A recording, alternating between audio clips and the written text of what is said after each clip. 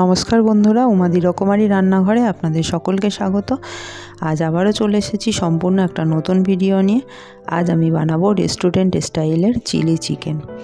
এই চিলি চিকেনটা বানানো খুব সহজ। যদি কেউ প্রথমবারও বানাতে চান তাহলে এই ভিডিওটির প্রতিটি স্টেপ ফলো করবেন, দেখবেন খুব সহজেই হয়ে যাবে। তো এটা বানানোর জন্য আমি এখানে 750 গ্রাম চিকেন নিয়েছি। বেশিরভাগটাই আমি সলিড চিকেন নিয়েছি, কারণ সলিড চিকেন নিলে খুব ভালো হয়। চিকেনটাকে আমি মাঝারি সাইজের পিস করে ধুয়ে নিয়েছি।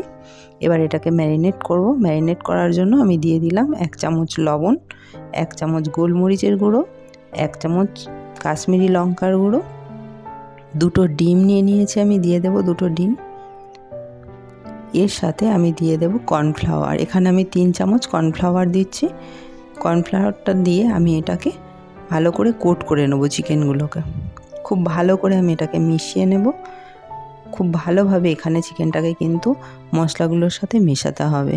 যদি খুব ভালো করে না মেশানো হয় তাহলে প্রতিটি চিকেনের পিসের গায়ে মশলাটা ভালোভাবে মিশবে না, ভালো হবে না। তার জন্য এখানে খুব ধীরে ধীরে ভালো করে মিশিয়ে নেব। দেখুন আমার মেশানো হয়ে গেছে। খুব ভালো করে আমি এখানে মিশিয়ে নিয়েছি। এবার এর মধ্যে আমি কিছু মশলা দেব।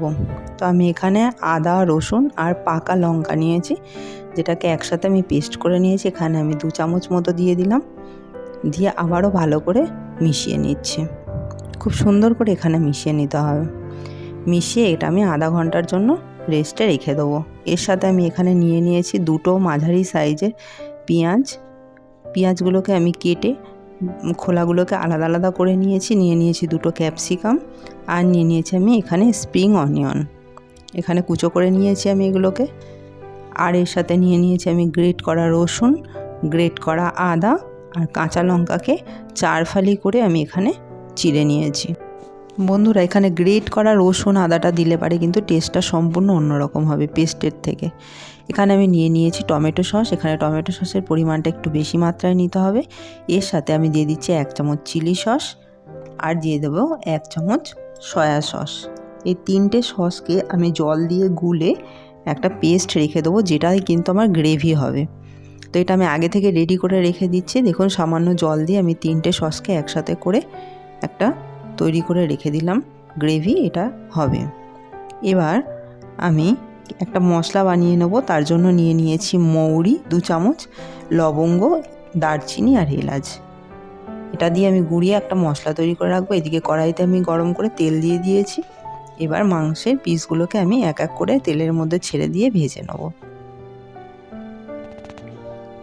এখানে মাংসের পিসগুলো আমি খুব বেশি লাল লাল করে কিন্তু ভাজবো না, হালকা হালকা গোল্ডেন কালার করে ভেজে নেব। তো বন্ধুরা, অনেকেই আছেন যারা আমার ভিডিওটা আজ প্রথমবার দেখছেন।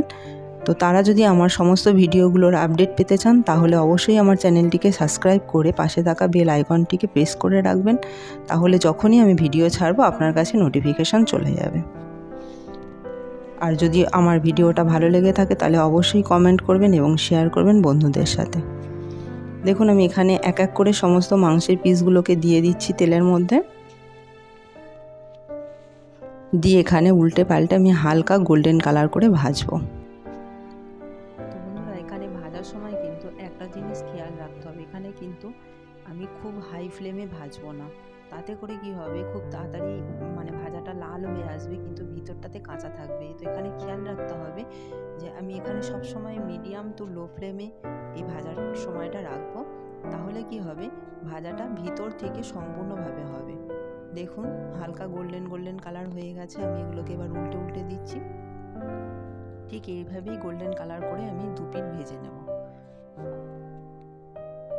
এখানে দেখুন কোনোটার সাথে কোনোটা কিন্তু আমার গায়ে পুরো জড়িয়ে যায়নি, সবগুলো সুন্দরভাবে ছেড়ে যাচ্ছে। তো আপনারা যদি এইভাবে তেলটা যখন বসাবেন তখন তেলটাকে গরম করার সময় একটু হাই ফ্লেমে দেবেন। তেলটা গরম হয়ে গেলে লো টু মিডিয়াম ফ্লেমে ভাজবেন, তাহলে ভাজাটা খুব সুন্দর হবে। দেখুন আমার ভাজা হয়ে গেছে। এবার আমি এগুলোকে তুলে নিচ্ছি। খুব বেশি লাল লাল করিনি, গোল্ডেন গোল্ডেন কালারের মধ্যেই সব তুলে নিচ্ছি। এইভাবে সমস্ত মাংসের টুকরোগুলোকে এক এক করে ভেজে নেব।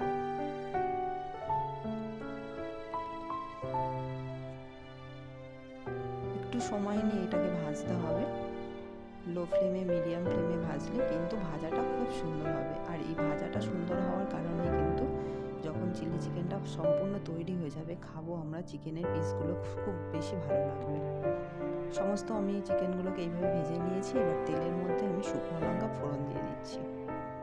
শুকনো লঙ্কাগুলোকে মাঝখান থেকে ফালি করে দিলাম, দিয়ে হালকা তেলের ওপর একটু নেড়ে নিয়ে এবার এর মধ্যে আমি টুকরো করে কেটে রাখা পেঁয়াজ আর ক্যাপসিকামগুলোকে দিয়ে ভেজে নেব।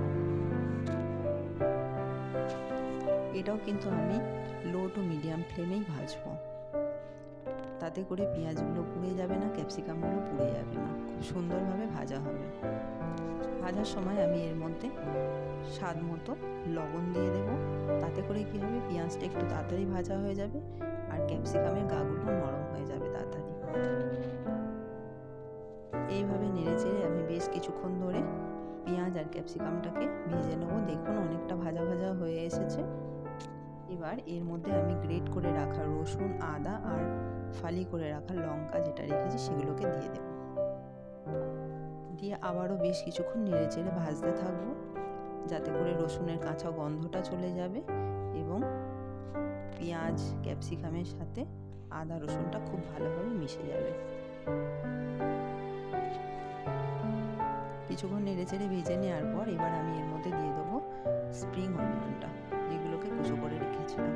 এটা দিয়েও আমি আবার বেশ কিছুক্ষণ নেড়ে চেড়ে ভেজে নেব। এটা খেয়াল রাখবেন, কোনো জিনিসটা ভাজার সময় কিন্তু আমরা ফ্লেমটাকে হাই করব না, সম্পূর্ণটা লো ফ্লেমেই করব। এবার এখানে আমি সামান্য চিনি দিয়ে দিচ্ছি। চিলি চিকেন একটু মিষ্টি মিষ্টি হলেই কিন্তু ভালো লাগে। আপনারা যদি মনে করেন যে মিষ্টি কারোর পছন্দ নয়, তাহলে তারা চিনিটাকে স্কিপ করে যাবে।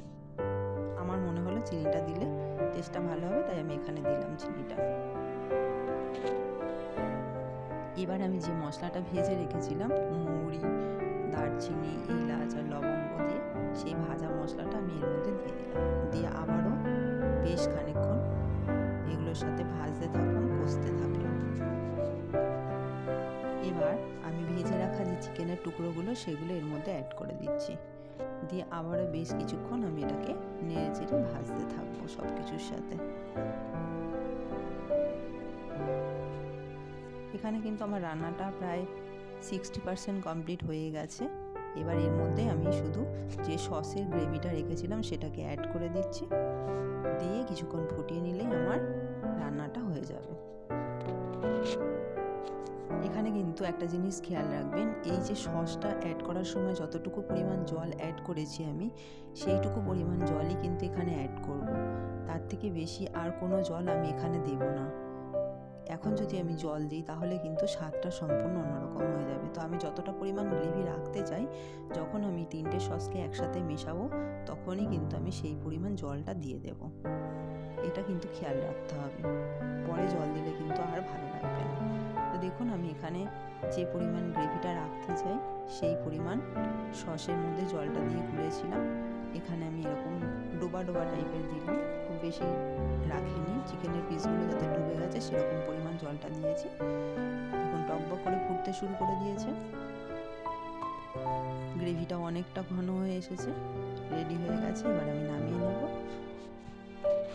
চিলি চিকেন সম্পূর্ণ রেডি হয়ে গেছে পরিবেশনের জন্য। তো বন্ধু, আজ এই পর্যন্তই। আবার দেখা হচ্ছে নতুন কোনো ভিডিওর সাথে। ততক্ষণ পর্যন্ত সবাই সুস্থ থাকবেন, ভালো থাকবেন।